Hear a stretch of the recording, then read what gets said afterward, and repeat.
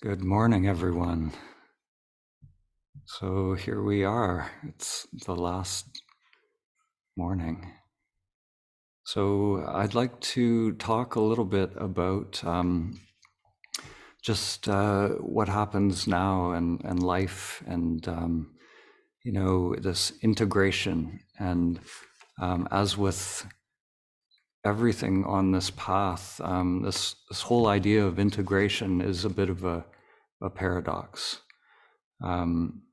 So I'm going to be sort of talking about the two dimensions of life, and a little bit about understanding this paradox. And I'll maybe start by something that Ramana Maharshi said a lot. He said,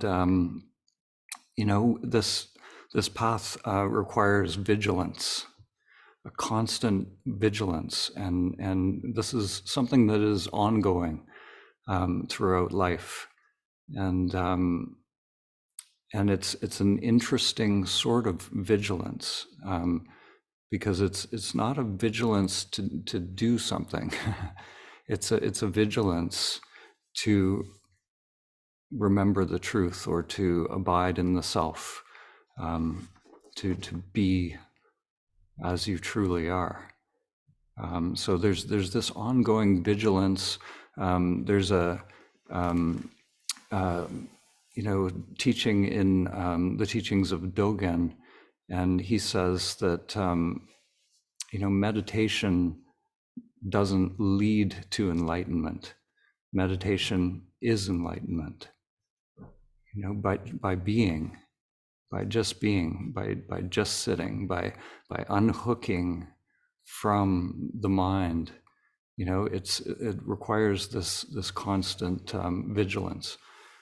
So this is one aspect of the path, one aspect of integration, and the counterpart to it is that everything is perfect as it is, and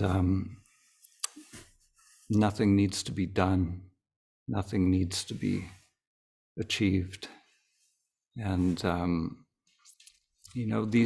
we can hold this paradox together. It's this always being Buddha, always becoming Buddha. Ken Wilber talked about waking up and growing up. So there's recognizing the truth of who we are. The waking up, and there's this ever unfolding development process. This human avatar is an ongoing project.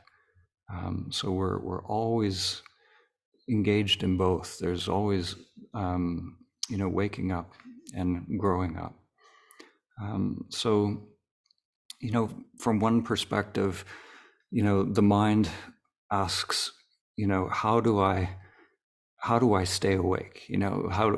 We touch awakeness, awareness, and the mind says, how do I keep it? And this is the delusion of the mind, that there's something to do, something for it to do to stay awake. So this is the fundamental delusion of the mind. It thinks that I'm going to purify samskaras. I'm going to do this. I'm going to do that. I'm going to where's the next workshop? And this is an endless doing and seeking. So hopefully at this retreat, the one thing that I really want to convey is that we can let go of that seeker. We can let go of that seeking mind, that we don't need to seek with the mind, that what we're seeking is already here. And if we're engaging in any practice, it's just unhooking from that mind. It's just being. You could say that just being is the entire path. Really, it's that simple. I always say it's so simple that the mind misses it. So So don't fall into the trap, that there's something to do, something to integrate, something to, for that mind to get its control mechanism engaged with. So in terms of the ongoing being, the sadhana, the ongoing vigilance, we're going to load you up with stuff, with the, we're going to send out a big email with information about connecting to the Awaken the World community site, where you can hook up with dyad partners. There's ongoing resources as well. What I've been just talking about, this whole sort of paradox of what comes now. There's a really amazing book by Adyashanti. I'll be sending a link to it, and it's called The End of Your World. And if I could write one book, it would be that book. It's beautiful. He sums it up really, really well. This delusion of the mind, and the subtitle for it is Straight Talk About Enlightenment. And so I always recommend that one for after a retreat. The pointers are really, really powerful. So we're going to be connecting you with the online community, dyad resources. People were asking about the schedule page and the videos. So anybody who has participated in the retreat will have constant access to that in perpetuity. You can access that anytime. So that link will always be active. And we're actually, that schedule page is going to turn into sort of a retreat where you can just sort of build your own retreat. So it'll have all the videos and talks, and we're going to tweak it. There's still a few more things to sort out on it, so it's going to get refined over time. And the one thing I should mention. So this whole retreat has been an incredible amount of energy and momentum to make it happen and to put all this stuff together. So Lila and I are going on a holiday right after this, and we have a million emails and messages that have been coming in, and we're totally swamped. So if we don't get back to you, just I'm going to eventually get to every message and email, but just know that we're taking a little downtime to recharge the avatars after this. So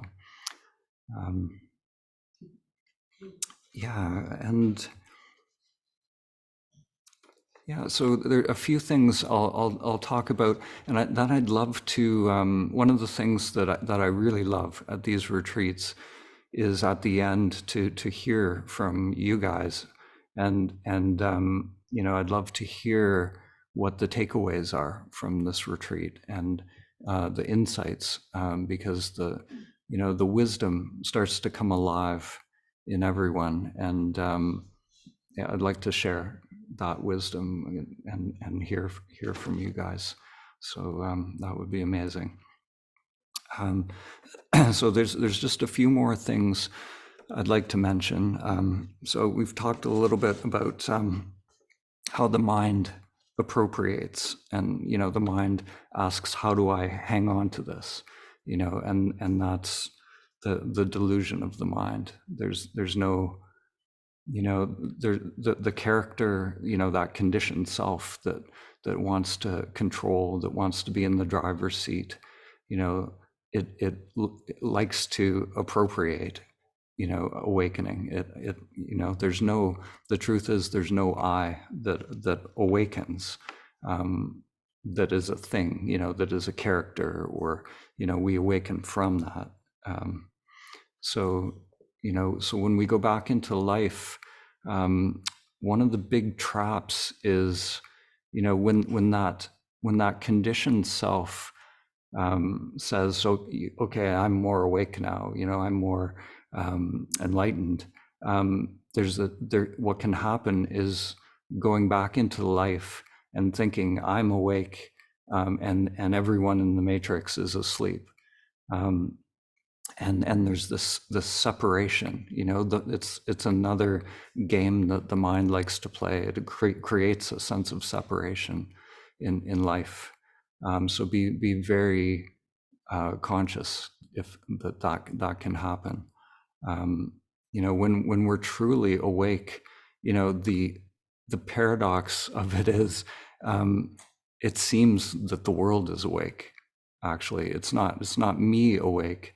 It's like you see the one source in everyone. So you see someone, living their life, and you see through the character. You see the one source. So by awakening ourselves, we awaken the world. We see the world as awake. So if we see this separation, that the world is asleep, like we see. So this, and again, this is the paradox. We go back to life. We'll see the mind patterns clearly. We'll see the characters of ourself, of everyone clearly. We see the madness of the egoic consciousness clearly, but also recognize that it's all a play within the one source.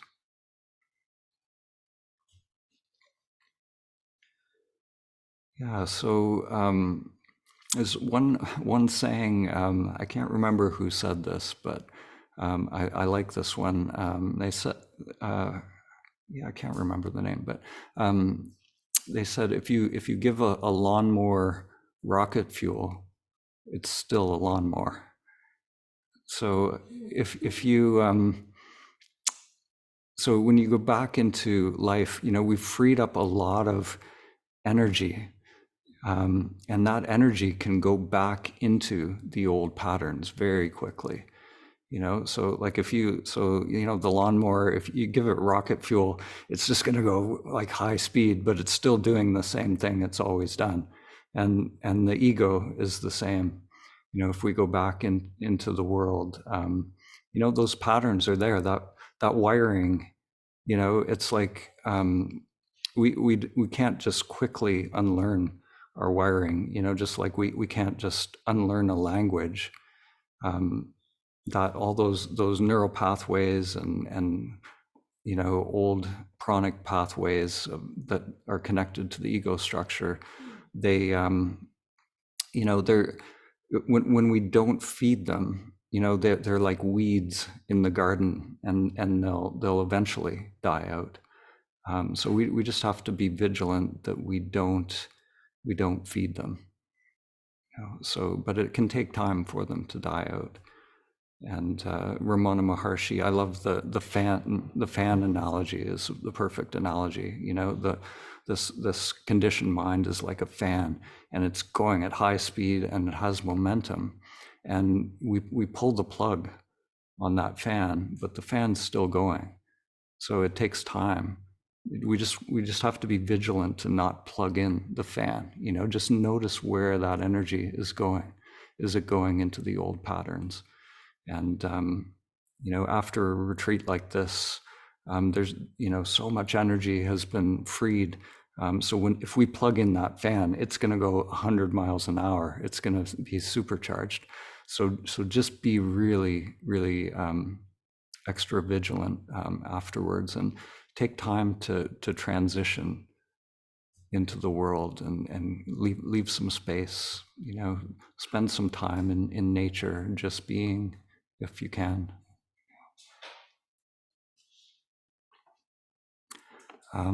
Another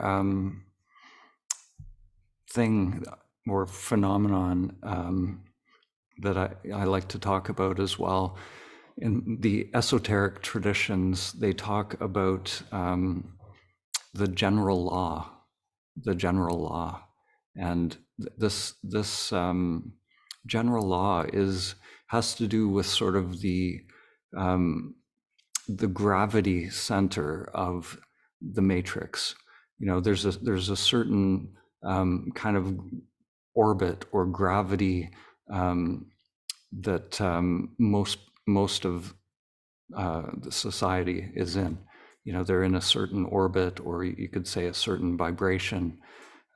So when we start to do a retreat like this, we're starting to pull out of that gravity center. We're starting to pull away from the main, kind of consensus reality that is happening on this planet. So as we move away, the general law says that you'll get pulled back. There's going to be an effort to that gravity will try to pull you back. When we're interacting with others, people who know our characters, they may see that we're not being our characters the same way. It's like there's something different. We're behaving a little bit differently, and it's like what's wrong with that person? They're not buying into the drama anymore. There must be something wrong with them, or so there'll be this energy that is like trying to get the character to activate again and to behave the same way and engage with the same patterns. So just be aware that happens. We want to be mindful, when we share what has happened over this week, the experience and the insight. Just be careful when we share it. I remember coming back from some of the retreats that I've done and sharing with someone who didn't really appreciate it, or maybe thought I was a little crazy, and you can lose energy. You can lose. There's at these retreats, like there's the direct experience, the direct realizations, and then once removed from that, there's sort of this embodied energetic memory of it, and that embodied memory can reactivate the direct experience. But then even once more removed from that is the story about it. So we don't want to just go into the story and become disconnected from that direct experience. So just, the mind really loves stories, and it loves to get its hooks in any way it can, and there might be a tendency to want to tell people about what this is, and that's awesome. We want to spread this as much as possible, but also just for your own path, there are certain things that are maybe just for you, certain experiences that are or certain truths that are just for you, or to be shared, in special circumstances. So just maintain that connection, or that little flame, whatever that is. Sometimes they refer to prajna paramita, the ultimate wisdom, as this little flame at the beginning, and it needs to be protected until it's a fire, like a raging fire. Then you can just go out and burn everything down. But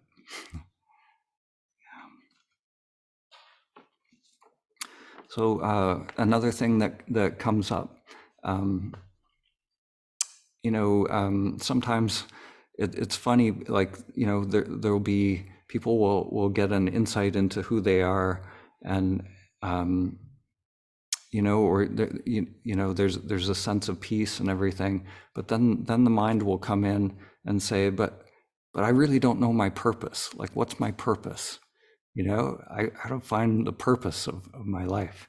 And once again, that's like the everything, you're like, the purpose is to be, you already are, like, that's the ultimate purpose, is to be here, and you already are, so you've fulfilled that purpose.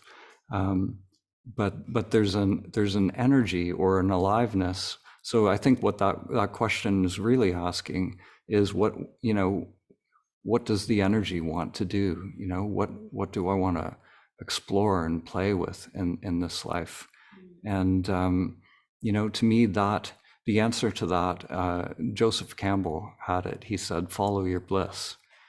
Follow that energy and aliveness, and just see where it goes. And we don't really know where it's going to go. To me, life is not, it's not like, what if I had a purpose, like some big mission to fulfill, in the future. That would be an incredible burden. It would be, it's like the mind. I think it's good for the mind to just let that go and relax, and just play. I think, to me, it can be much more childlike, or more like a dance. You just allow it to unfold and see what music is playing, and go with it. And like that saying, to come to stillness, let go into the moving stream. Let go into the music, and just see how this life is moved. Mhm.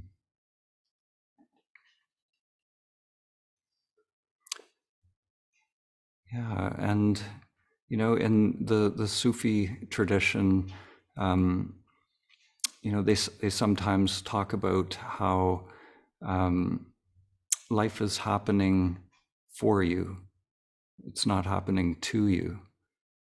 So whatever comes, whatever arrives, at your doorstep, just invite it in, and it's happening for you. And if there's this little character that thinks, oh, all this stuff is happening to me, um, it's sometimes we miss the beautiful poetry of life.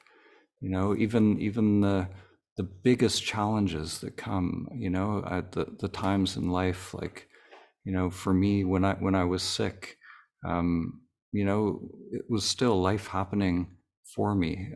It was, something shifting, something moving this character into the next phase of its journey and path. And so, yeah, if we can shift that perspective, and just see the benefits of what is unfolding, then we can turn everything into something that is for our evolution, and for our own benefit. So there's a quote I'd like to end with. This is a quote from Meister Eckhart. So he says, "Wisdom consists in doing the next thing you have to do, doing it with your whole heart, and finding delight in doing it." I'll read it again. Wisdom consists in doing the next thing you have to do, doing it with your whole heart, and finding delight in doing it.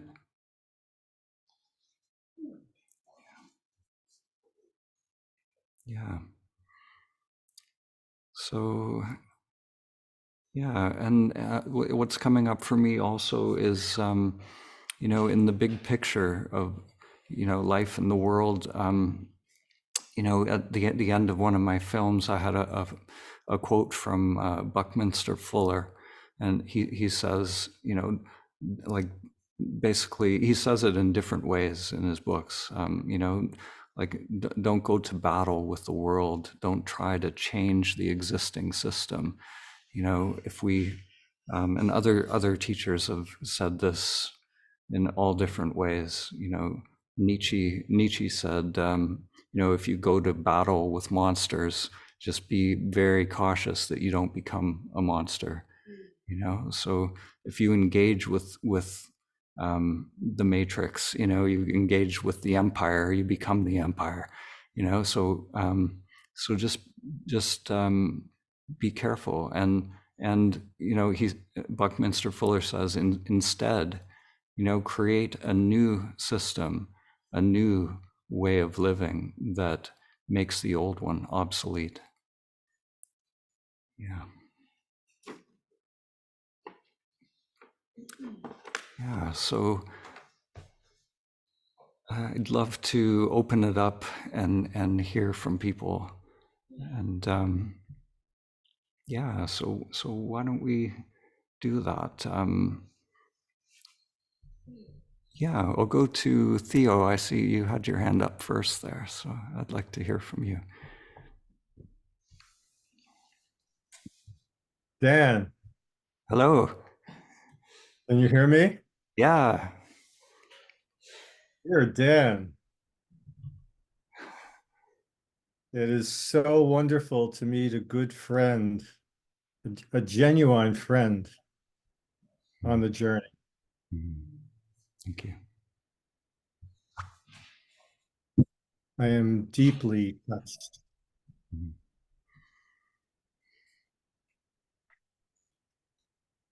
Seeking fell away a couple of years ago, but reactions still continued. Fluctuations still continued. I've never done dyads before, and never in conjunction with meditation. I've been on the path since I'm 14. But the impact has been opening, profoundly opening. Wonderful.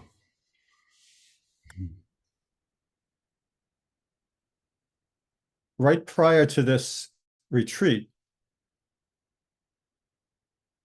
I had a series of triggered reactions that created a situation that made a number of us unhappy.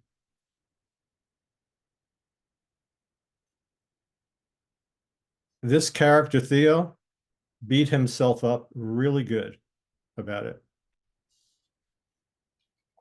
And there was a desperate need an obvious need to do some work. When I was going through the internet, I'm subscribed to your channel, and I happened to see you were doing an online retreat. And I clicked on it, and the generosity of the way you presented and invited people to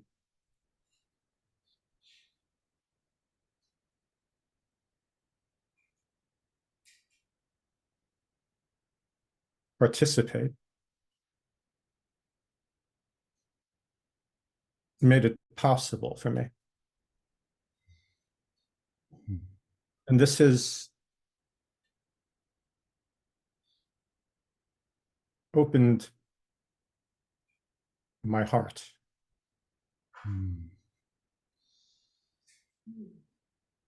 And the very issue that brought me here, which was the culmination over a year of 4 or 5 triggered reactions that I just couldn't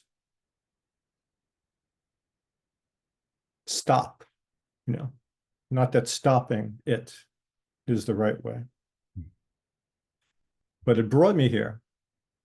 And then in the last meditation this morning, mind was going. I was watching it.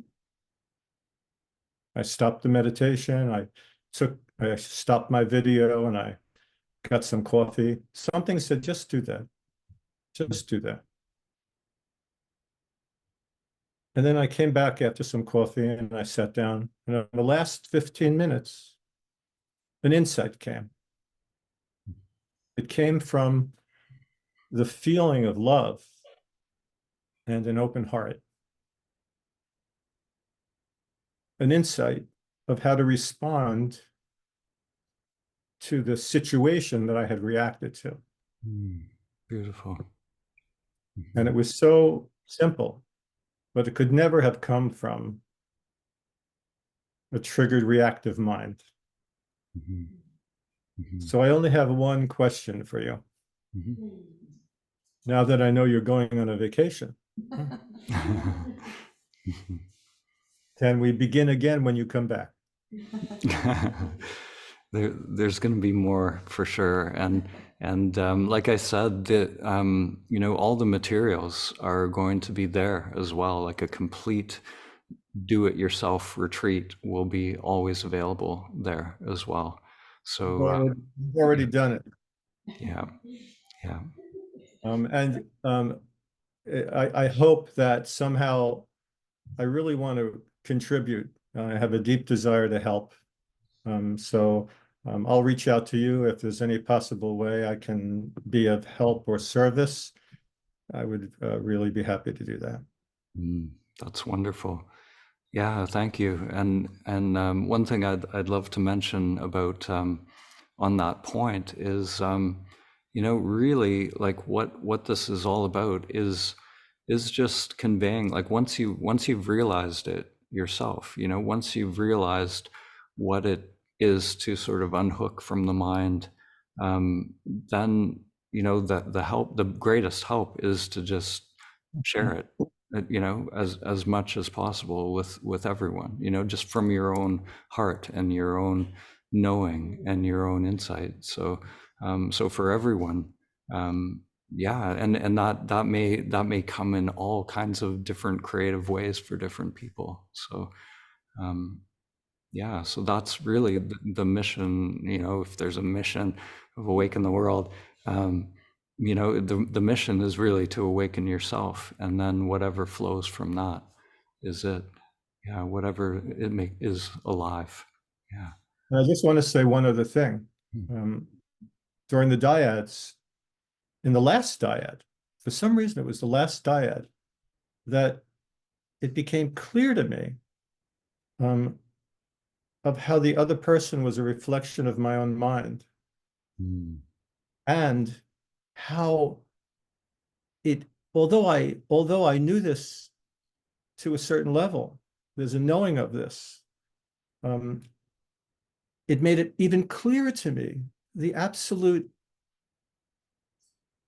ridiculousness of being within the gravitational pull of these thoughts and feelings and reactivity, and how it just wasn't necessary anymore. So it shifted me just another millimeter, like a Boeing 747 slowly turning toward awareness, more deeply. So anyhow, much gratitude. I'm very thankful to having done this with you. Thank you. Thanks for your sharing. Yeah. Beautiful.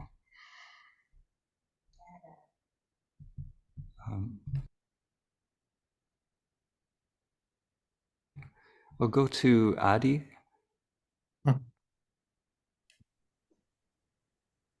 Hi, Dan. So this feels like a dream come true for me.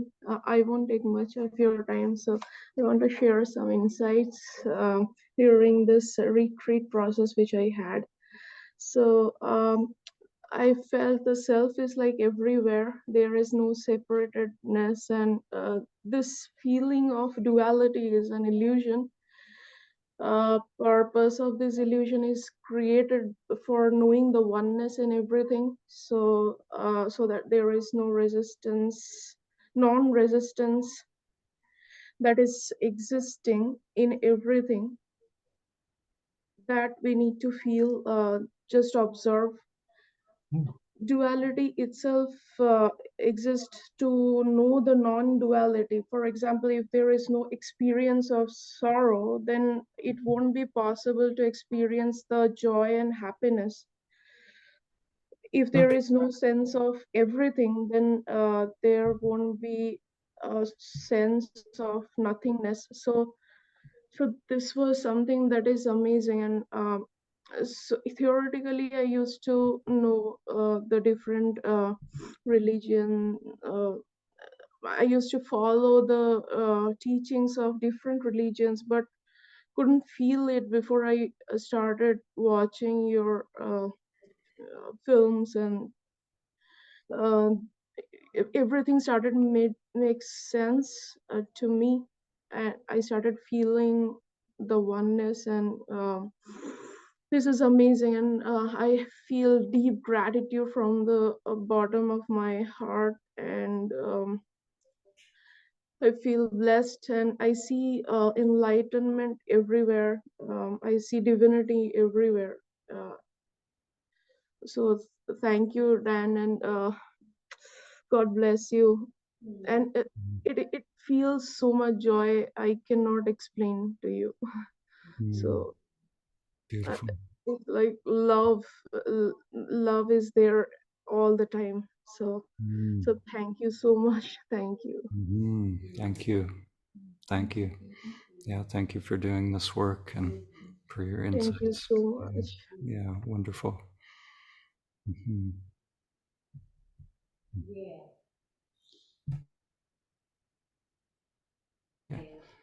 We'll go to Yale.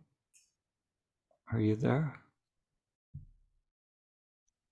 Hey, I just really wanted to say thank you as well, Dan, for the incredible generosity with which you conduct this whole project that you started. And I've really enjoyed interacting with all the people in this retreat. And I also want to thank everyone in the Dyads with the way you opened your hearts and shared things that are sometimes not easy to share. And my takeaway here is just to keep letting go, and the recognition that this is doable, you know, that it is possible in everyday life to keep recognizing the I. And for me, what has helped also is just what used to be an impediment was to always think that it has to be already, you know, it has to be this project that keeps getting restarted. But the recognition for me that it doesn't have to be perfect. And just when I remember, I do it, has been helpful. And it's just been beautiful. And also, so I wanted to share that. Also, Dan, I wanted to say that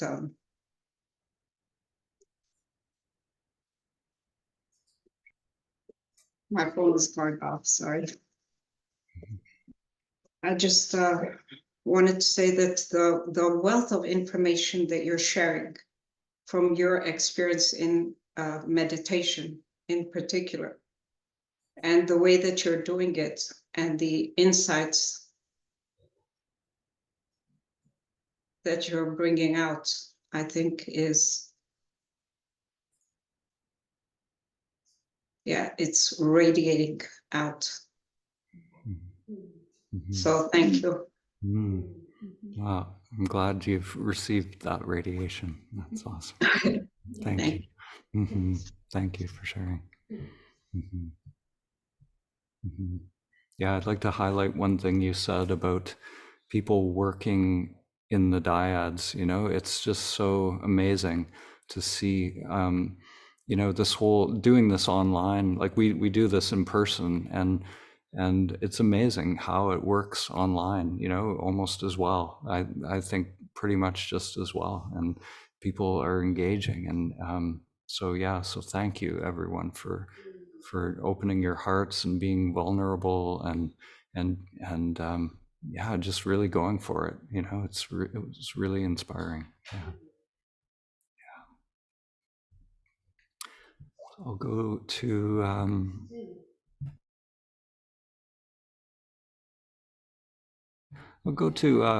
Bushra.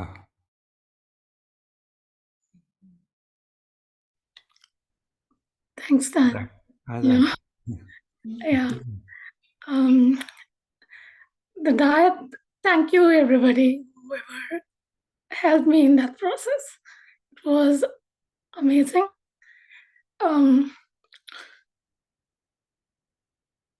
I got so many things from you. It's like unfolding, you know, the lotus petals, those are unfolding. Failures for so many years, trying to find out, not able to find out, all those happened. The only thing I was not able to find, which was very close to me, you know, and I found like the process I found. And I know it's the practice. The takeaway is the practice. I know it because of the failures. Like there's no other way. One thing I was like, you know, the mine is like, want to share everything. And now you even said that be careful about sharing what, you know, some things are very secret. Like if you're totally burned out and you're ready to share, then share. So it's interesting, like today.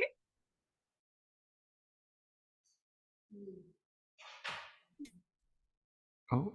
Just this energy, all this happened. It was painful. Pain, and with the chat stuff, like I knew what it is. Whatever you said, I was able to, like, with the mind, I know it, but I was not able to find that light, you know, like that light to break that out. And I found out through this journey. But what happened is today, when I was looking and trying to meditate, it was hard for me to sit for a long time. And chat breathing thing was helped me to break that pain. It helped me for the flow. So I'm very thankful for that happened. And today, the last thing,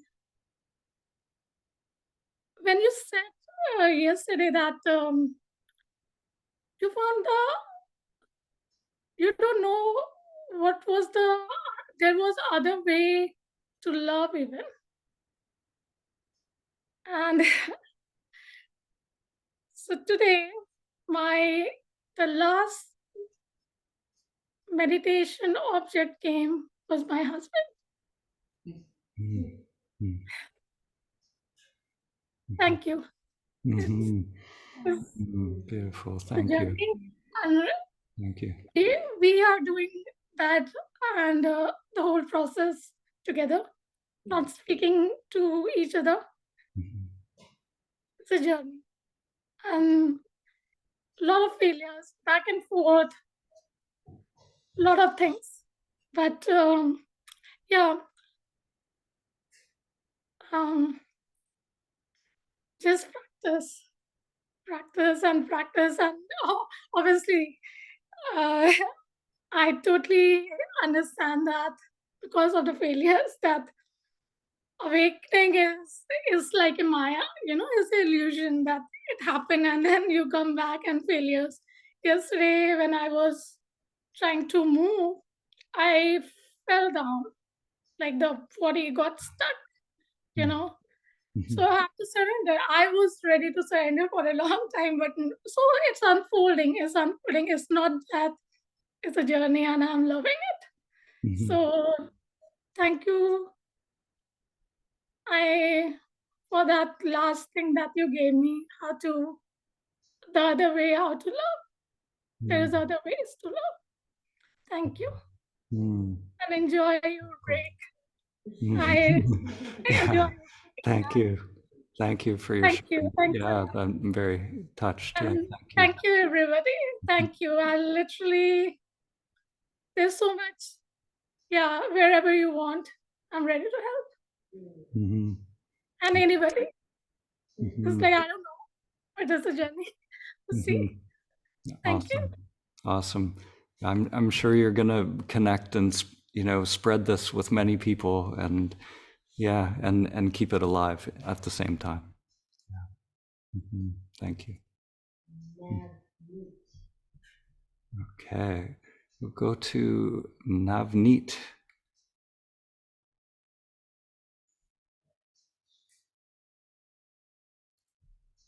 Hello, Dan. Hello. Hello. First of all, I just want to say just thank you. And I'm so grateful for everything that you have provided us with. I remember I was just desperately looking and just searching and trying different techniques, following different scriptures, reading tons of materials. And then just by chance, I found you. And it really feels like that my questions have been answered fully. I feel really at peace that I've never had before inside me. And the big takeaway for me in this retreat has been to look inside, because I feel I kept looking outside for answers, for help, or like I'll get this ready-made, from somewhere. But I've learned that it's the work that I have to do with myself. And the diets, never done before. The experience was so powerful. I think the witness is so powerful. Having someone there looking at you, listening to you. My mind, and you're right, there was nowhere for it to escape. I didn't do all of those being in UK in a different time zone, but as many as I could. I think that's something that I definitely learned a lot from and gained a lot from. A lot of things, like Theo said, the emotions and thoughts were almost mirrored at times. So many times it happened. Yeah, I just can't thank you enough. I just feel so peaceful and blessed. And I always had fear in my life. I had fear of things, and I feel that's subsiding as well. I feel never felt more whole in my life. Wow. Just thank you so much. Thank you so much. I can't thank you enough. Beautiful. Thank you for sharing. Wow. Yeah, that's amazing. I love hearing, when it sounds like you're really getting that, we don't need to seek in the outer world. When the end of that seeking comes, it's a real turning point on the path. So I'm so happy that you got that. Thank you. Thank you. And have a lovely break. Thank you.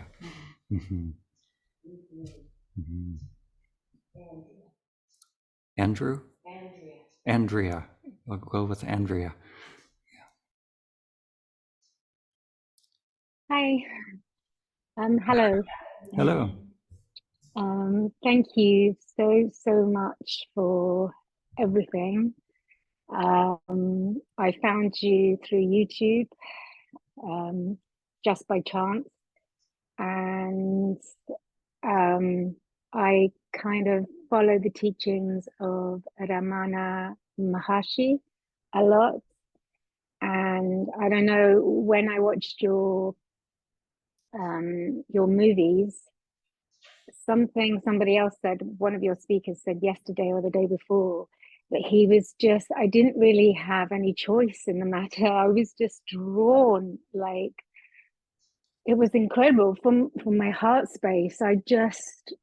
Everything about the movie just touched me and illuminated in me all the things, all the teachings that I followed in the past or I'm kind of abiding by now. And yeah, it was incredible. I just have so much gratitude. And the takeaway for me is that I know that I don't know anything. I really don't know. I still don't know. Perfect. Yeah. Do you know what I mean? Yeah, me either. I still don't know. Yeah. But yeah, just always in deep inquiry all the time, right? For years, because I had a big trauma when I was a child and I lost my whole family. Just one day I had no one and I was completely destitute as a young girl. So for me, my journey started very young and my awakening started very young, but I couldn't really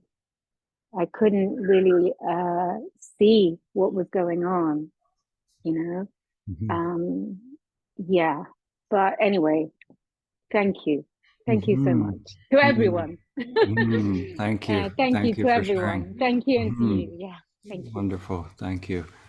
Yeah, it's amazing how, like what you described, you know, that whatever it is that makes people, something wakes up and it's like, I have to go, you know, that to me, that is that primordial mind, that, you know, the scarab power, you know, it comes to life and it's very mysterious. I love hearing how, you know, people often come and they don't really know why, but there's something propelling. True.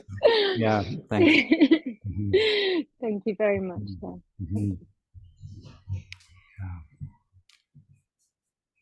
I'll go to Sukino. Yeah.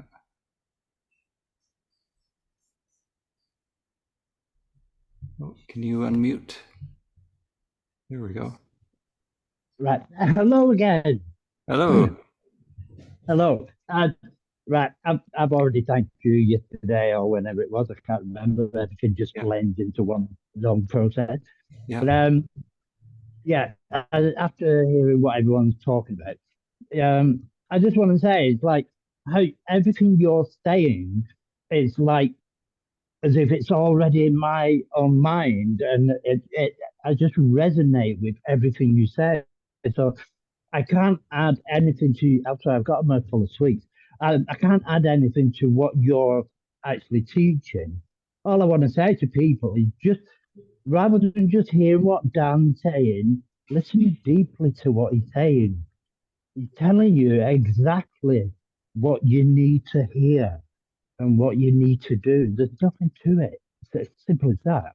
And my process started years ago as well, when my life fell apart, like the last lady just said.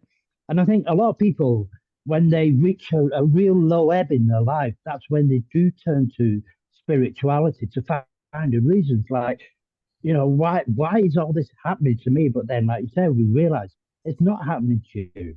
It's just life happening. And my teacher, Michael Cooley, he says, you know, life isn't personal, but we make it personal because we all want to be. Hello, are you still there? Oh yeah, still here. Yeah. I'm sorry, something else came up on my screen. Yeah, it said life is personal, but we make it personal because we want to be the victims in our own story. So he says, just stop being the victim. It's not about you. You know, like you said, it's just life happening, isn't it?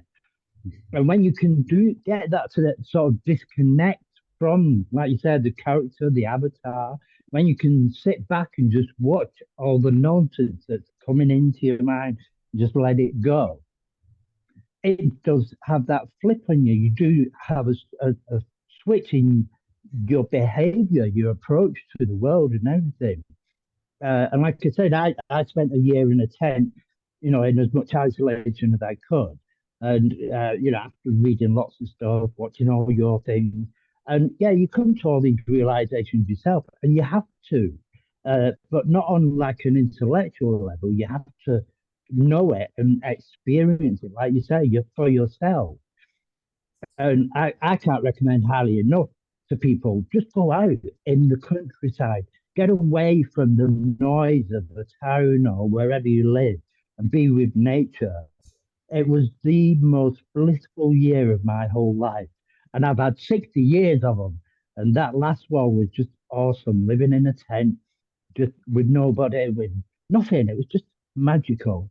And when I came away, you said about letting, just following the energy of what it is that you want to do this. And I live in a small town on the south coast of England. And I basically blast the whole town with Dharma. It's like I'll go to the beach and I draw massive on signs on the beach, like 40 foot high. I write Dharma in the sand, just so that when all the people come down in the morning, I go there early and do it.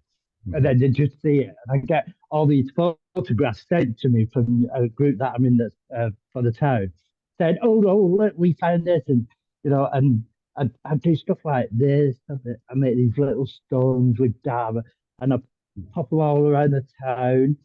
People send me pictures in Messenger saying, oh, we found one of your stones. And it's like, it's in a sense like what you're doing. Once you just want to share that love, don't you?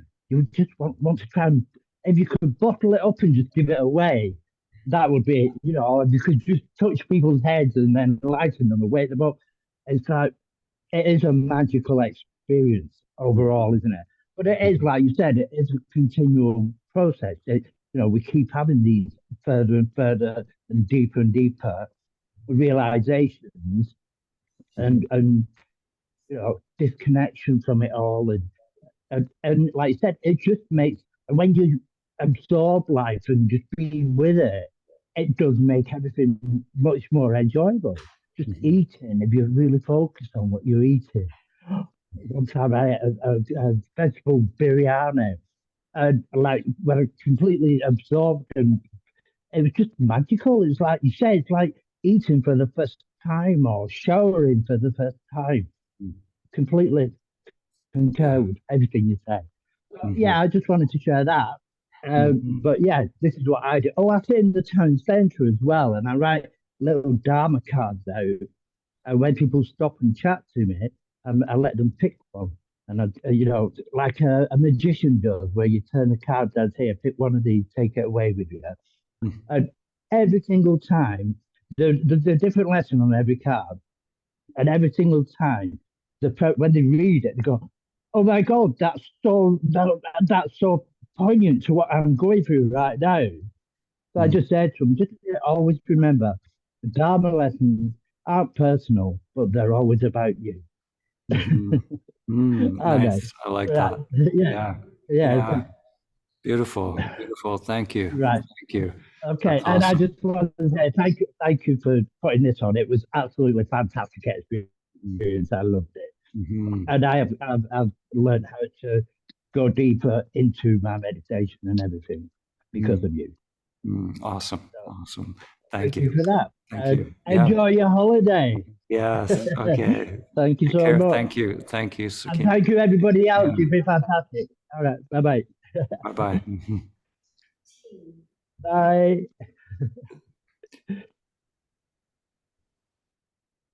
Okay, I'll go to Ting. Ting. Hey, hello. Hello. Yeah, I actually put my hands up and down a couple of times. I actually don't like Spotlight that much, and all other participants, what they say, they thank you. So I thought I had the same message, but then the reason I put my hands up is that well, I still, even though they said like it still hasn't come from me, so that's why I want to take the opportunity to thank you as well. So how I found you is also from YouTube. So I actually saw your Pathless Path movie in 2021. That was around COVID, and that was around one of the hardest time for me. And then part of that, I also went and do some yoga and some other practices. But having said that, I haven't done much meditation. So coming to this IAM retreat, I found that it helped me a lot in the sense that it pushed my, like, especially sitting down, it able to like physically help me to kind of push some of the boundaries. But obviously that's not the only one. Like I do learn, like one of the ladies mentioned, that finding not the, like, it's like the meaning of life, but it's not so much that. It's more like the understanding of the life process, and I kind of found that on the retreat. So with that, it kind of gave me a lot of things to work on, and yeah, whereas like previously I wasn't fully searching, but then every time when I asked, like prior to this, like no other person like even come close to explaining what it is all about. Like some of them, where you just have to put your belief in it, and that part, like it's never, I never received that part of grace. So therefore, I couldn't overcome the first hurdle, which is the belief part. So yeah, I couldn't go very far from there. But whereas in the past couple of years, and some of them are very similar to this IAM retreat, is that the direct experience, and with that, it really resonated with me because it take away the need to believe, and I find that even though as much as I like to believe, I find that I couldn't overcome that. But with like IAM retreat now, we have to take away the need for that, and it's always the direct experience, even though there's a lot more to go for me. But having said that, I think I've seen glimpses of it, and yeah, and my gratitude for that. Thank you. Yeah, I love that. To me, you know, that understanding that, you know, whether you believe or whether you doubt, you know, it's still all the level of mind. So once you get that, you know, you realize the truth is beyond all of that. So it doesn't matter if you believe or doubt. The truth is as it is. And yeah, so that's an amazing insight. Yeah, a huge one. Thank you.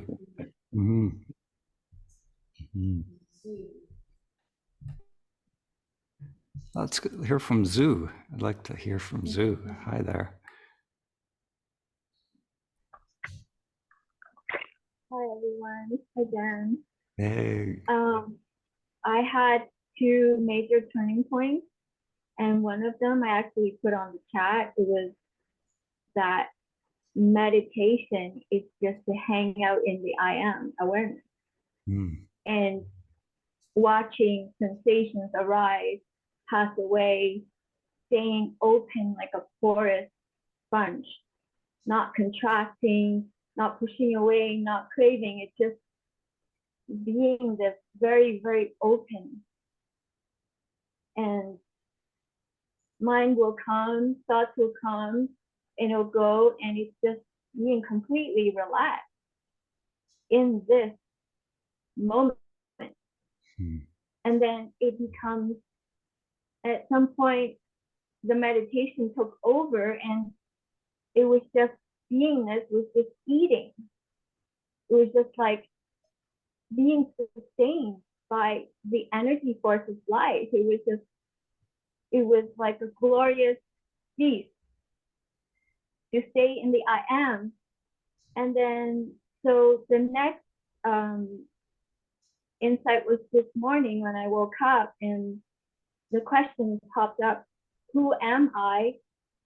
A direct awareness, a direct experience, perception. And it was right away, oh, it's this awareness that's living and breathing and being. And so it was very clear that the sadhana is just to keep on going like this.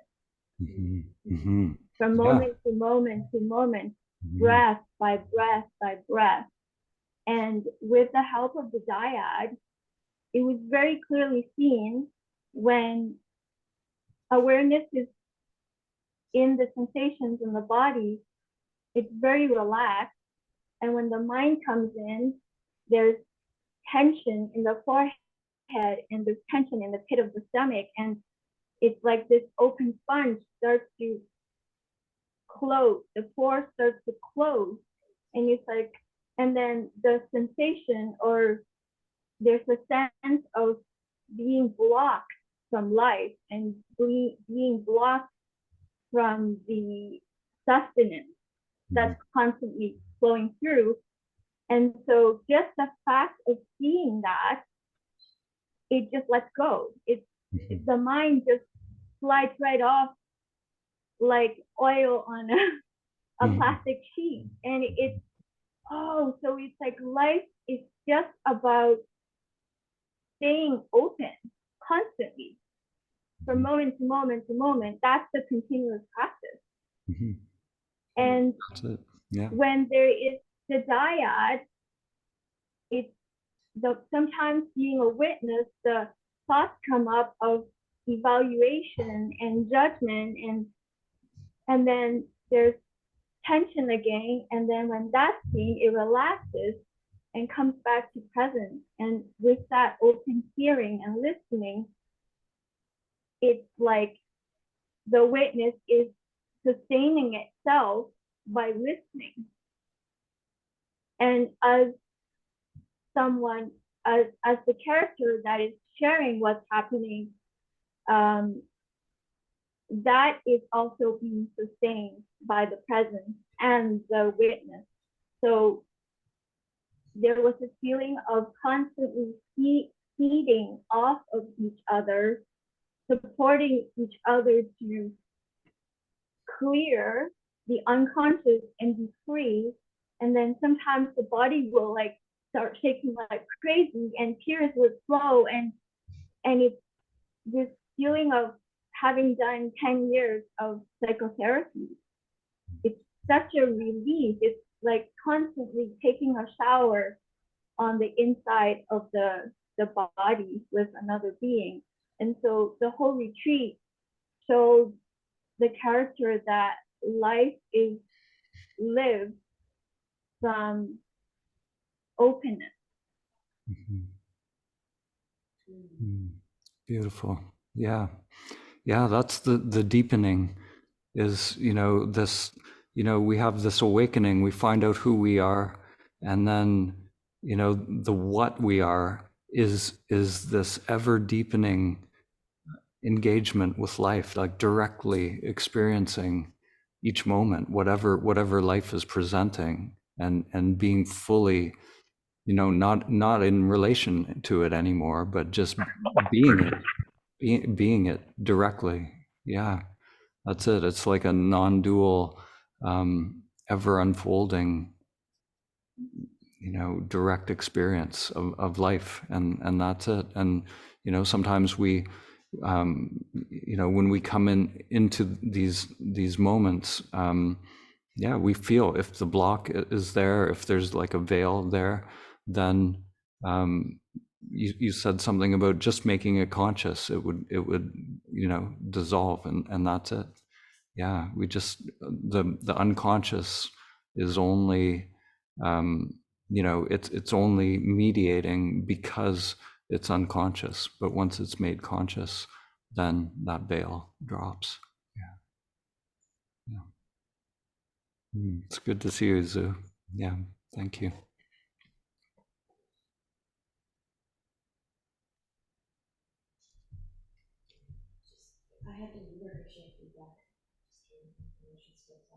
Okay. Is Zoo still there? Oh, sorry. Oh, yeah. Did you hear anything? No, Okay. no, I think there was an audio problem, some kind of feedback thing. So, yeah, can you repeat that? Yeah, just to cap it, having done a retreat in person at your retreat center and doing this retreat online at home, both are very different in its benefits, because doing a retreat in person, there's the support of seeing all these different bodies staying very calm and being nourished, being fed, and being together energetically. And then being online, there's this habit of being at home, of the mind wanting to look at the phone to keep busy and entertained. And so that was really clearly seen. And now there's this really strong habit to wake up and do toning and to meditate and to continuously practice, because before it was like the retreat center and home, but now it's like the retreat has come home, and the home is the self. And this self is moving out into the world with the retreat, the whole knowledge of the retreat, the whole rewiring of all of these programs, like letting go of the separate self and coming back to awareness, awareness, awareness. Who am I? And bringing that into the external world, as well as living in the space by myself. Amazing. Yeah, thank you for that feedback. Yeah, I think there's a real benefit to doing it in your home, and you know, in some ways it probably is harder because you have those distractions and the usual patterns of being in the home, but also I think, yeah, there's a huge benefit of doing it in the home to transform it, yeah, to recreate it. And yeah, that's amazing. Thanks. Thank you. Yeah. Blessings, everyone. You too.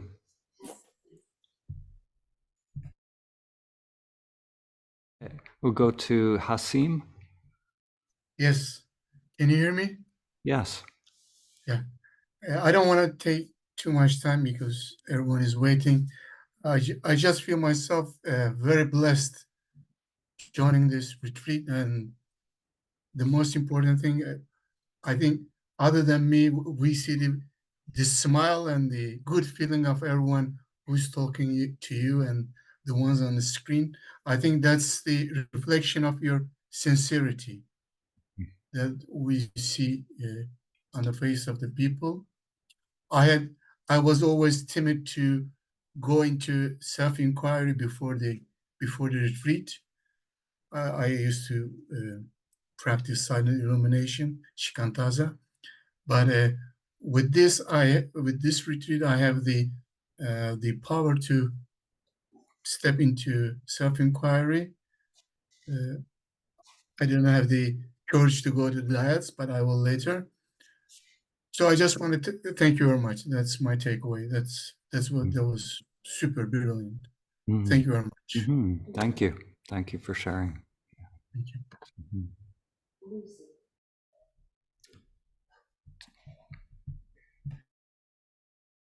Okay. We'll go to Lucy.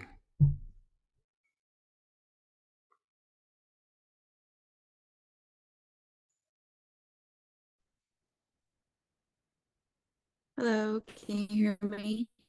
Hi there. Oh, she's not.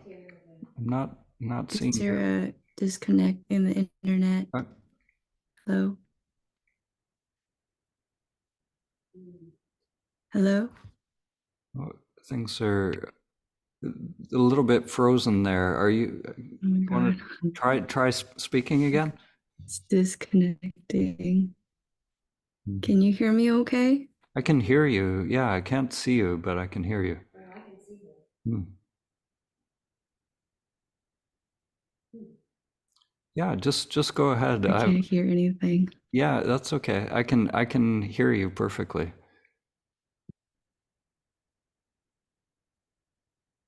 What? She's gone. Okay. Yeah, let's go to Jonas. Hey Dan. Hi, Jonas. Yeah, I also no, yeah, well, lifting my hand and raising it and putting it down. And well, I guess all I really want to say is also thank you so much. It's been everything else that I expected. I came here with expectations, I guess, and it's been everything else, and it's beautiful. I've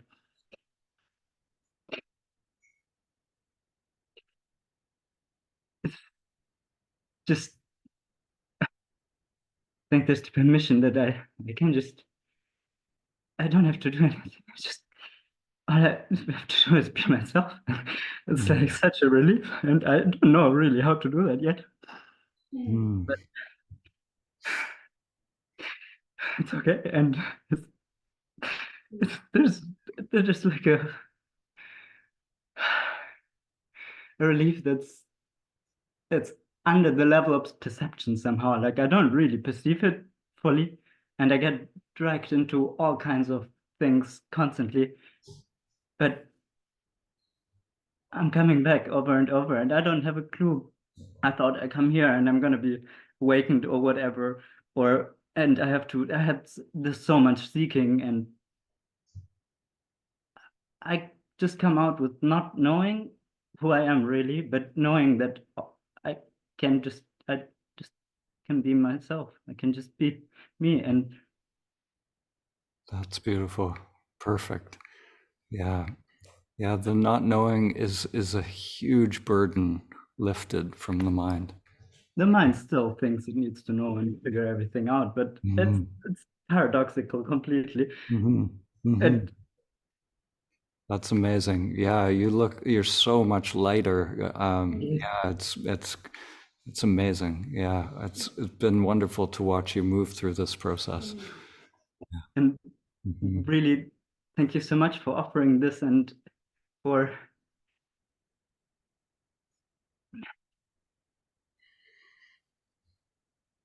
it's been also for me, like I could not be here. Like I actually I wanted to go there all the time from when I found out about it. Only 2 days before I thought I couldn't, it wouldn't be logistically possible, everything, and everybody around me made it possible. My wife took care of our child, and we with our parents-in-law, and all I want to say is for me the strongest meditation has been this is paradoxical, the breaks that I was just with my family and with everybody. It's just like just a new way of being there. Just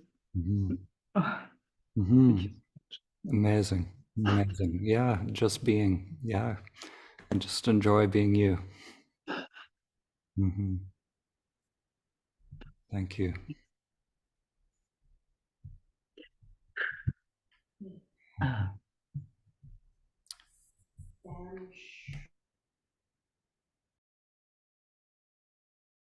We'll go to Sam Shyam.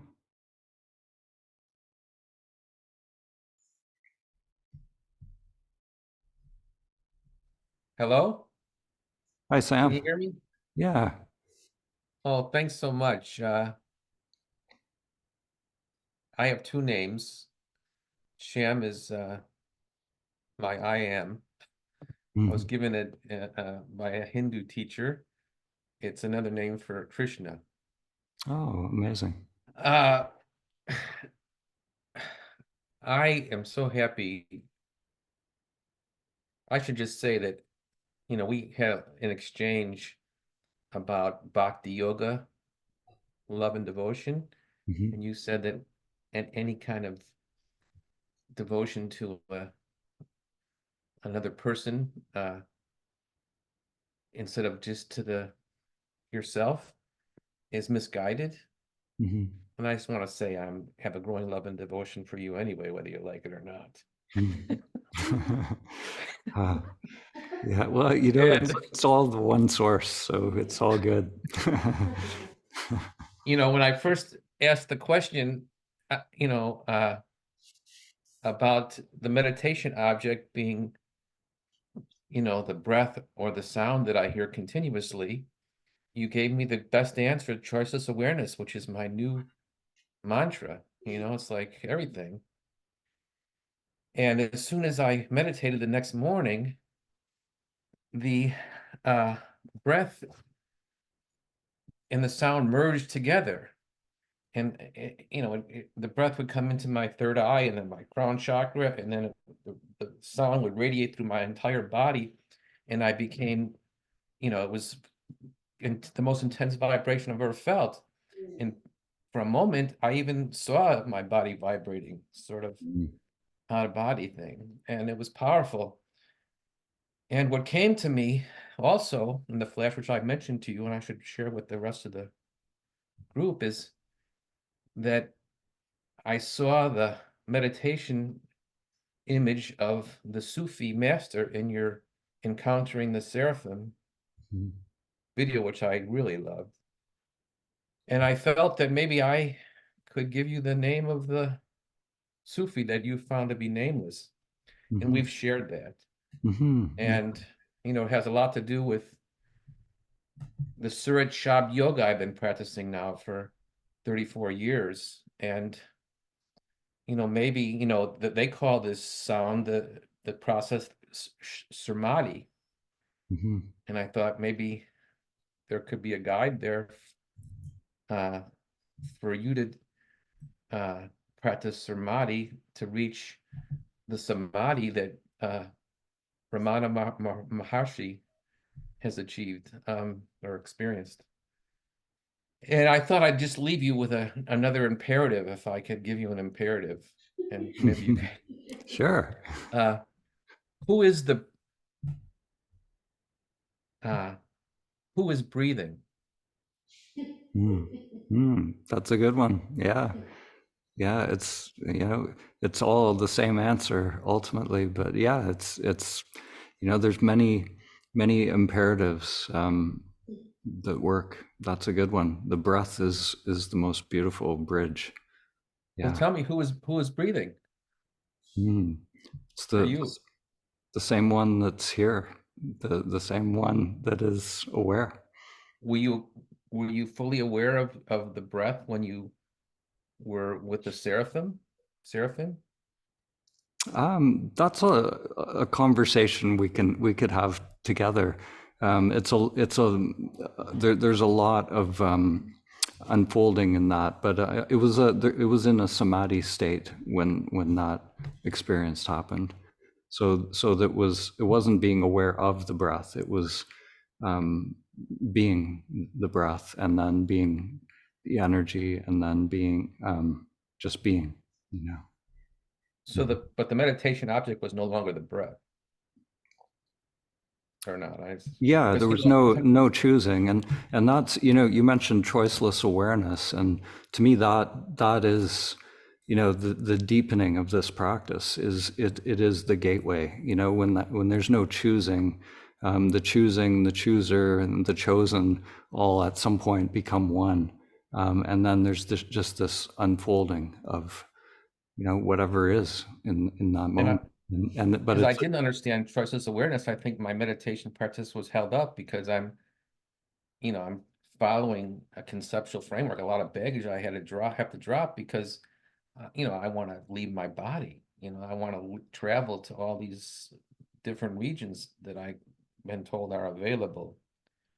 And if you leave your body, then who's breathing? I mean, are you going to be able to observe how, with non-local consciousness, your body breathing without you in it? That's kind of a interesting question for me that I'm exploring. Yeah, there's a lot. a lot to explore. You know, there's the out of body experience, and there's, you know, to me the in the body experience is just as you know, that's really what this is about as well. You know, like whether we're in the body, out of the body, you know, the question is, who is the knower of all of that experience? You know, who is the one that is ever present? I should share what prompted me to join and meet you, which is the biggest blessing I've had since the first guru I met. And he, you know, I met him and I said, will you guide me to the shop? And then a week later, I've been hearing it ever since. I lost my train of thought.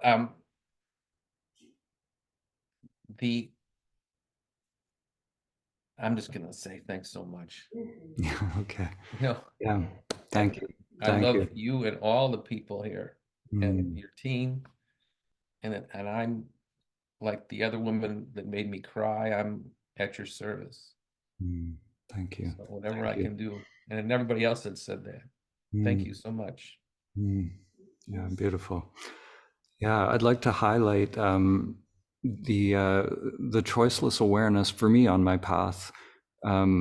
The teachings of Krishnamurti. I don't know if I really mentioned him much, but for me, those pointers are really powerful. So some of his teachings were really powerful stepping stones for me to come to choiceless awareness in my practice. So if you... Well, I've listened to him and you explain it much better than he does. Thank you. You explain it better than anybody.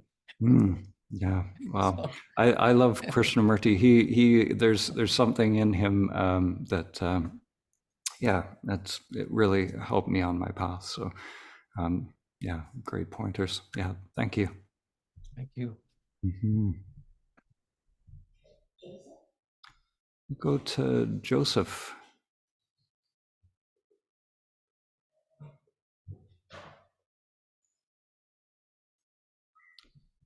Can you? Hi, Dan. Hi there. I'm going to share a quick story. I found your films 2 months ago, and when I was looking for more resources from you and I saw the first retreat was going to be 2 months from now, I was just so joyous. And much like everyone else, there was a natural needing to be here to see if you were the real deal. And I wanted to connect with the voice that I heard, because that voice was me. It was what I was searching to be. And you and your team have exceeded expectations on all levels. And so thank you for that.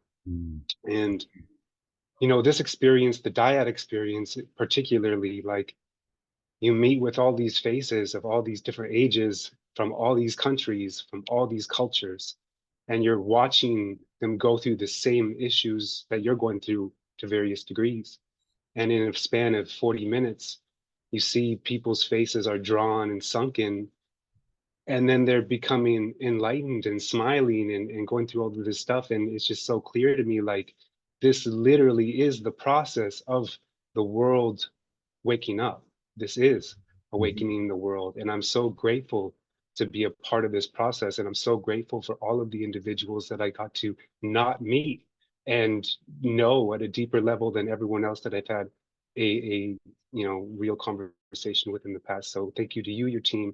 Thank you to everyone here for being, you know, an amazing presence. And I'm so grateful to be a part of this journey that we're truly all on as one, you know, together. So thank you. Thank you, Joseph. Yeah, thank you. Lucy is back. If we could try Lucy again.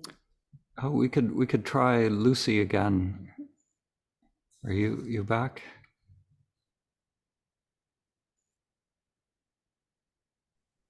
Yes, I'm back. Can everyone hear me and see me okay? Yeah. Sorry about that. The internet completely went out. Yeah. Yeah, it's good now. Great.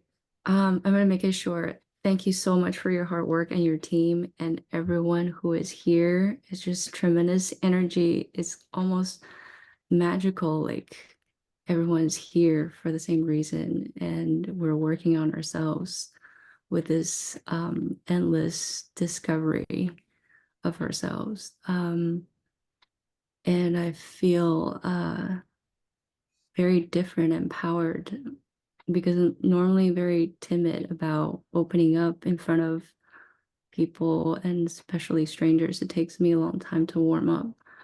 And these dyads, the first few days was difficult. All I see is these sensations in the body, but not much of anything else. And towards the end, I did feel like there's something feeling this. There's something watching all these sensations, and that was interesting.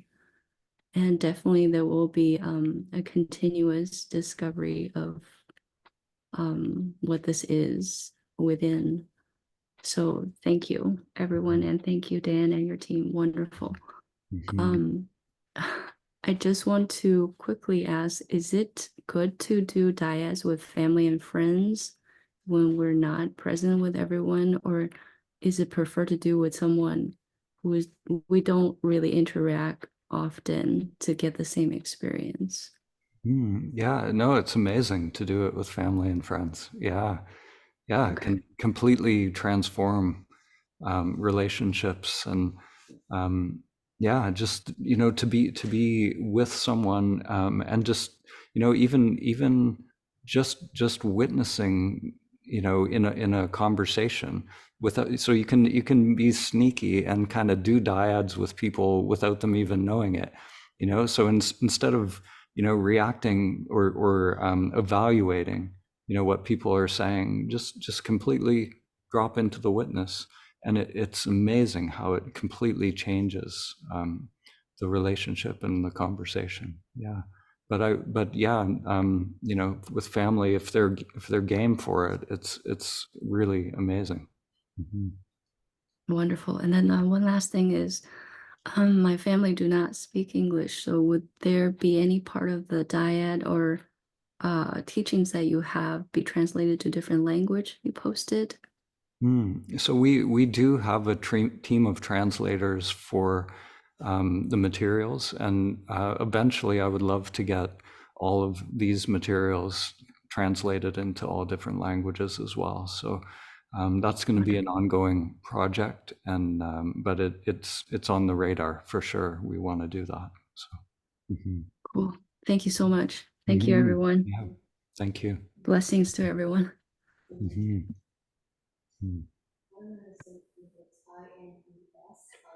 I'll go to Inez. Yeah.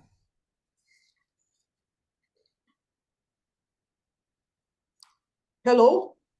Hi there. Hi. Hi, everybody. Yeah, I'm really flashed. I'm moving somewhere from being speechless to so much to say.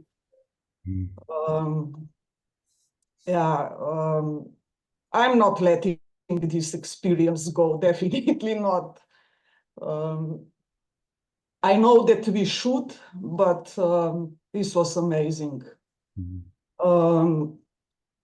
It was really heart-opening for me. And these dyads gave me a really strong understanding of my mind, how it functions, how it's dysfunctional. So it was amazing, really. I feel so much love and gratitude for everyone who participated here and for the team. So I love you all, really, from the bottom of my heart. It was amazing. And I have a short question that it's confusing me. So I would ask you to clarify that for me so that you can move my obsessive analytical mind from not knowing to knowing. Yeah. About these direct experience. What I experienced here in one of the dyads, it was on the third day, was recognized as this is it. This is what I'm searching for. But it was completely different from my first experience, which was also recognized as this is it, this is what I'm searching for. So these differences are really confusing. So I will explain short that others have also a chance to speak. The first one was in devotional singing to a guru. He was self-realized in Samadhi. I never met him in person because he died 2 years before I was even born. It became known to Westerns through this hippie movement of Ram Dass. And this experience changed my life. I mean, I was never, having a guru was never on my wish list, or I just liked to chant sometimes. And then I went to this event and I completely dissolved into divine. It was life-changing, and this experience was so strong. This positive shock followed later. But experience was so strong that I was in this strong afterglow of this experience for another 3 months after the event. And I even had to go to hospital in these 3 months because I had terrible stomach problems and I was really in pain. I had surgery there, and I was there in hospital with all this pain, but this vibration of love, of this pure unconditional love, was so strong that despite that I was there in a hospital, I actually never felt better in my life. Yeah. And when this afterglow settled down, my mind went into obsessive search for an answer. What happened to me, how this happened, and so on. And it was really confusing because this guru died 2 years before I was born, so I couldn't go to India and ring a bell and ask, what did you do to me and how did you do it? And through this experience, actually, Ramana Maharshi became much more understandable to me. And in these diets here, the experience was different. I was observing my mind a lot, and it came to a point where it didn't surrender, but it was pushed away by something stronger. And this started with a great confusion before this happened. My mind was in such confusion that I never experienced before. And then something came out and pushed this mind into the background. And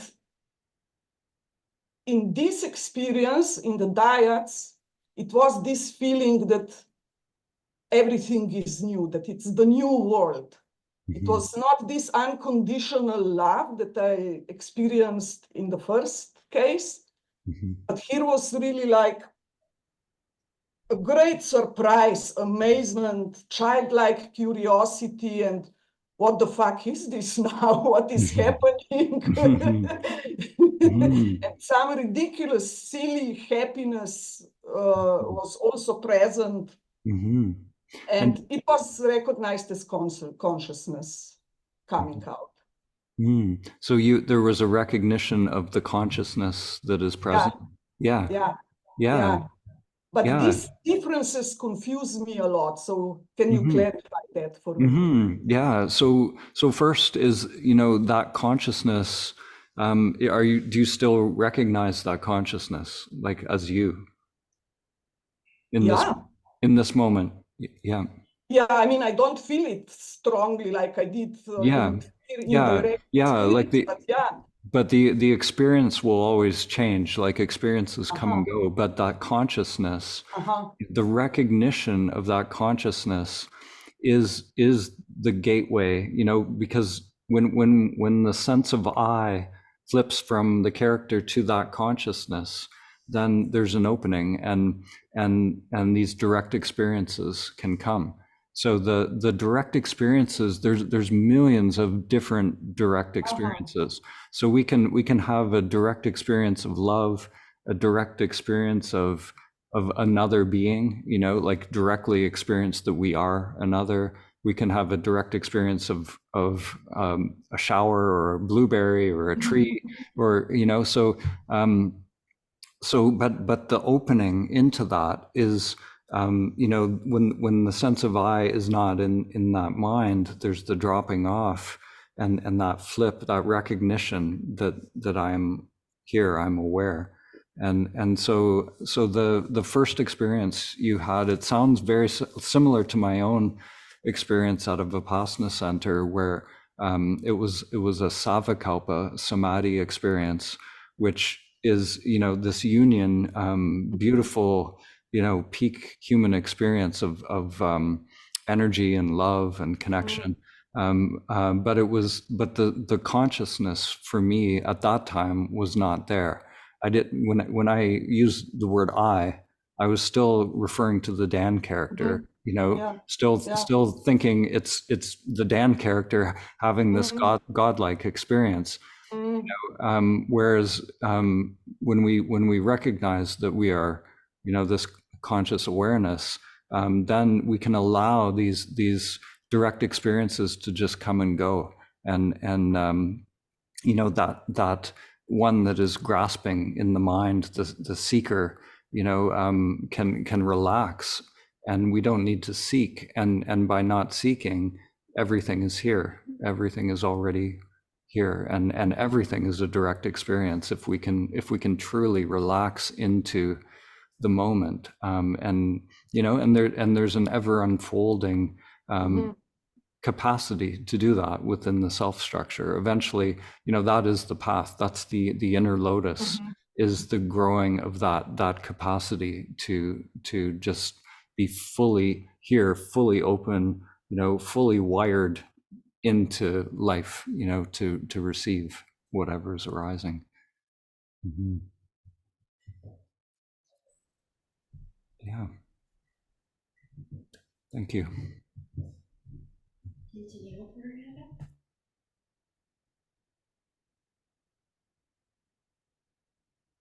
Okay. Yeah. Hi, everybody.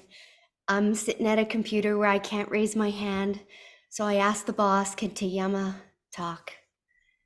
What an honor to be with you these 7 days, to witness the transformations and the beauty and all the work you're doing in the world.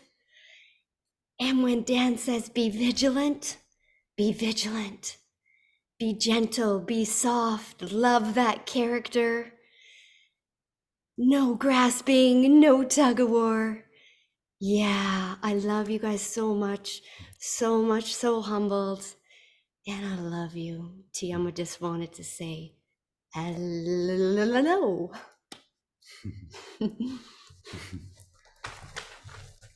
Thanks, Tayama. Yeah, I'd also like to really thank everyone that has been involved with this as well.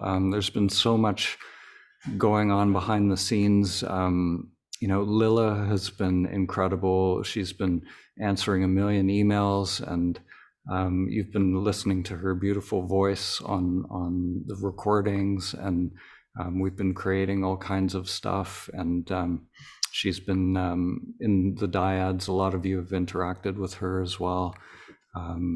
Yeah, and Chad, I'd like to thank Chad. He's always, he brings such an energy and intelligence to whatever he does, and Jason with the yoga practices, and Tayama, Jerome.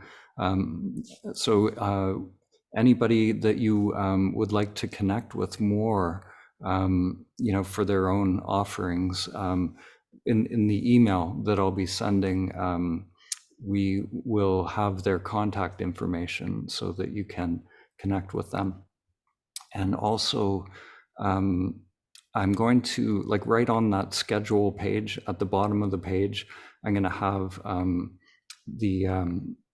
just a PDF document of the email that we'll send out with more resources and all of that. So it'll be all on that one page as well. So we'll just try and make it as simple as possible.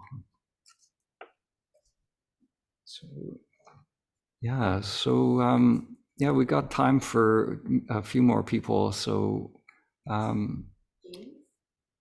yeah, why don't we go to James? Yeah, go to James. Hi, James.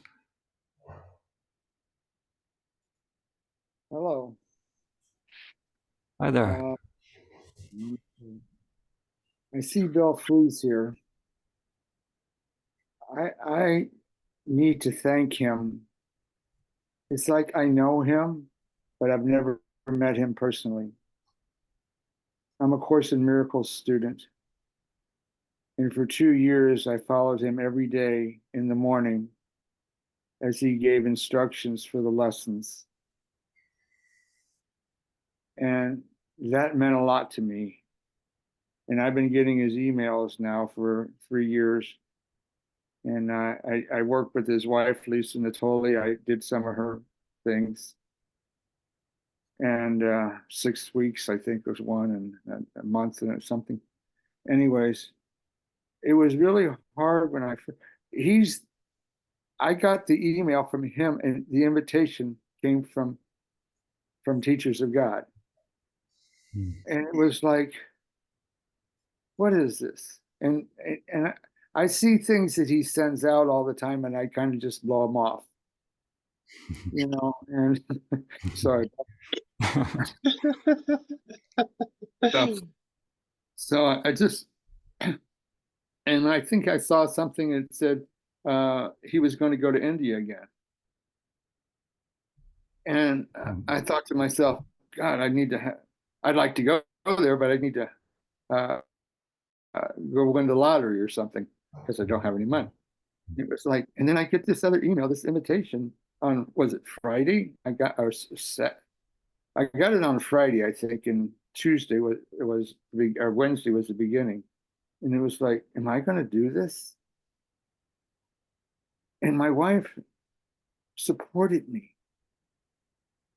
to do this. She, like, it's like sometimes I talk to her, but I feel that Spirit speaking through her to me, telling me what to do. I kind of get that, not all the time, but just sometimes. And then what happened is we started in, and I was very confused because I had God in play, I had Jesus, I had Christ in play, I had all this in play, and it was hard for me to let go of that and just let everything be as it is. Because I know it has to be as it is. And I was really upset. I think it was on Thursday. I was going to quit. And I went downstairs and I talked to my wife. And I read this book by a woman called Tina Spalding. It was about Jesus. She channeled it. And there was a few references in there. And my wife got the book out. I gave the book away to a yoga instructor that I just started doing yoga a month and a half ago. And I have no idea why. I'm 73 years old and I'm starting yoga. So what's going on in my life? And then she does the Kindle thing and gets a book and gets some of the things that I needed to hear. So I just came right back up here and stayed with it. I didn't get everything I think that I wanted, but I got more than I think that I thought I was going to get. Amazing. Amazing. It's great that it sounds like you're open to the synchronicities that are unfolding, and you know, it's like you followed the breadcrumb that Bill put out there. And yeah. And that's what it was. I mean, I wanted to talk to him. I wanted to email him and say, would you please call me and talk to me and tell me that this is all right to do this? What am I going to do about the Course of Miracles next year? No. I mean, my mind was just going like, wow, just tearing me all apart. Like, now, okay. Yeah, well, thank you. And thank you to Bill.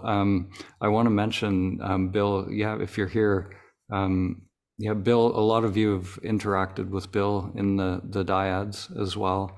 And, you know, Bill is very, one of the few people I've met that is just so on fire for awakening, and truly his heart is in it. And he's, you know, he's showing up here every night in the dyads with people working, you know, working away. And Bill is his energy and his authenticity is totally infectious. And he when he connected with me, you know, he got me doing films and everything with him. It just totally infected me with his passion.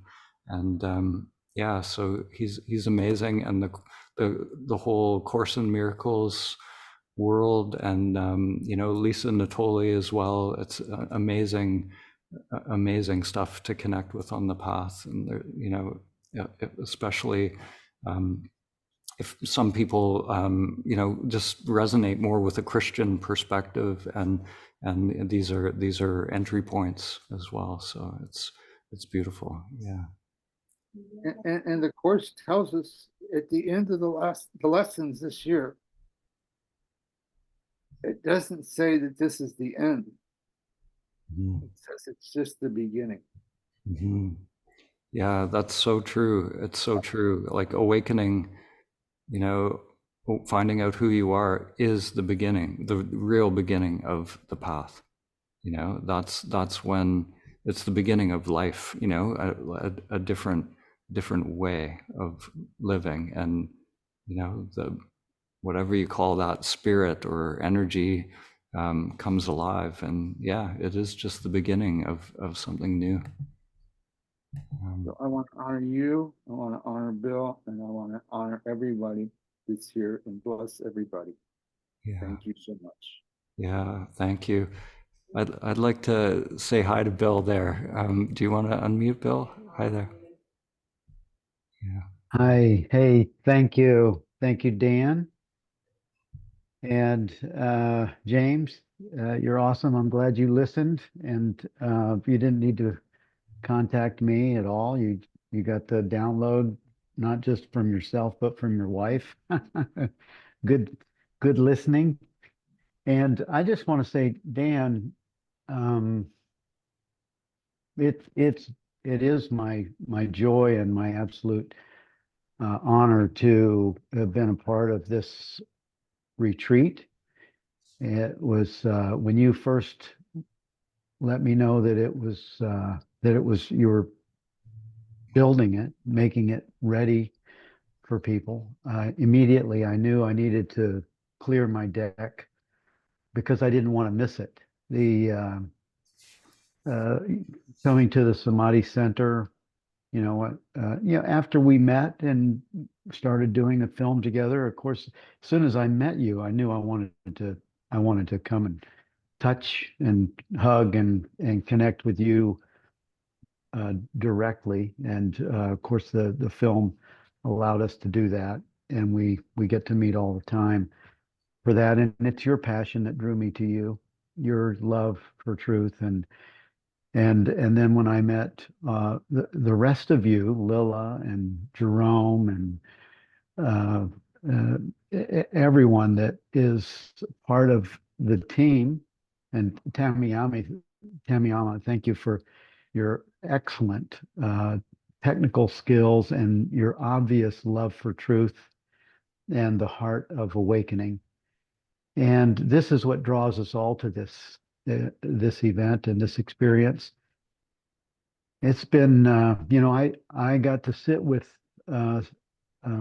over 100 of you this last week, 60 plus dyads, and it was, oh my God, every night. In fact, at the breaks, I would talk to Lisa, my wife, and I'd say, "Oh, babe, these dyads are incredible. This is a true awakening experience, and I'm seeing in a huge way. I mean, I thought the Samadhi Center was big, and I drive 800 miles to go up there around each way, and I'm going to do it again. When I first came to the Samadhi Center, the first night, when you see that you have 12 hours of dyads the next day, it makes me almost want to turn around and drive back. When you first see the schedule, it's so daunting. But by day 2, you're in the throes. You have these dyads all day long. They're not just, for 2 hours in the evening. It's from morning until 11 o'clock at night. It's very intense, and it's worth every penny of what it costs to go. And yet, as I look at this retreat that you've put together here, Dan, you did it, man. You've assembled a platform online, virtual, that actually does the same thing that happens at the Samadhi Center in tenfold. It's blowing my mind, and I see in the dyads as a facilitator, the direct experience is manifest. It's real. It's true. And when I hear these many testimonies of the experiences of people who I didn't see, I only got to see 20% of the people that came, and there are so many that I didn't see, and so many that haven't raised their hands and haven't spoken, that are truly having awakening experiences. I can just say kudos to this idea, and I'm grateful to consciousness for providing you as a vehicle for this amazing work and great awakening. And, I've done 8 conferences with some of the greatest teachers of our time, with Pure Presence conferences, and I haven't seen our conferences I haven't seen them reveal the true ability of awakening like I'm seeing in this retreat. This is a real direct experience engagement, and I'm looking forward to seeing and being part of future retreats with Awaken the World, because I see the true value of it. And I love that, Dan, that your no agenda is just waking up, is just helping the world to wake up to its true being and its true nature.